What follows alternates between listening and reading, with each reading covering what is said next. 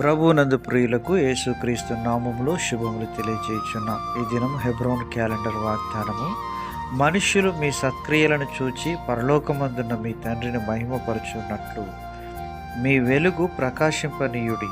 మత్తయి సువార్త 5వ అధ్యాయం 16వ వచనంలో దైవజనుడు మత్తయి గారి ద్వారా దేవుడు ఈ మాటలు మనకు తెలియజేస్తూ ఉన్నాడు.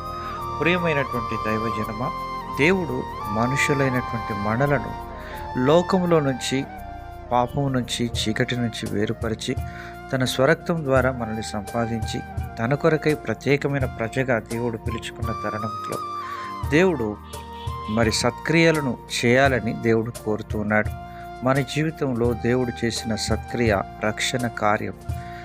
అదే విషయాన్ని పౌలు గారు రాస్తూ ఫిలిప్పీలకు 1వ అధ్యాయము 4వ వచనంలో అంటున్నాడు, మీలో ఈ సత్క్రియను ఆరంభించిన వాడు యేసుక్రీస్తు దినం వరకు దాన్ని కొనసాగించునని రూఢిగా నమ్ముచున్నాను అని ఫిలిప్పీలకు రాస్తూ దైవజనుడు పౌలు గారు ఈ మాటలు తెలియజేస్తున్నాడు.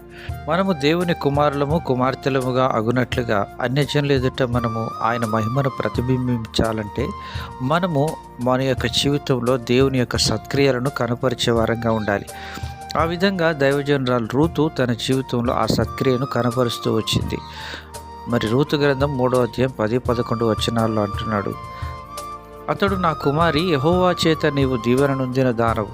కొద్దివారినే గాని గొప్పవారినే గాని యవనస్తులను నీవు వెంబడింపక ఉండుట వలన నీ మునుపటి సత్ప్రవర్తన కంటే వెనుకటి సత్ప్రవర్తన మరీ ఎక్కువైనది. కాబట్టి నా కుమారి, భయపడకము, నీవు చెప్పినదంతయు నీకు చేసేదను అని దైవజనుడు బోయజు ద్వారా దేవుడు తనకు సెలవిస్తూ ఉన్నాడు. ప్రియమైనటువంటి దేవుని ప్రజలారా, మీరు సత్క్రియను ఓపికగా చేసినట్లయినా దేవుడు నీకు బహుమతిని, సమాధానమును, ఆశీర్వాదమును ఇవ్వాలని ఇష్టపడుతూ ఉన్నాడు. ఆ విధంగా మన యొక్క ఆధ్యాత్మికమైనటువంటి జీవితంలో దైవజనురాలు రూతు వలె మనము కూడా సత్క్రియలను ఓపికగా చేసి తండ్రి అయిన దేవుని మహిమపరచాలని దేవుని వాక్యం మనకు సెలవిస్తాము. తిమోతికి రాసిన మొదటి పత్రిక 2వ అధ్యాయం 10వ వచనంలో అంటున్నాడు పౌలు గారు, దైవభక్తి గలవారమని చెప్పుకున్న స్త్రీలకు తగినట్టుగా సత్క్రియల చేత తమను తాము అలంకరించుకొనవలను అని హెచ్చరిస్తూ ఉన్నాడు.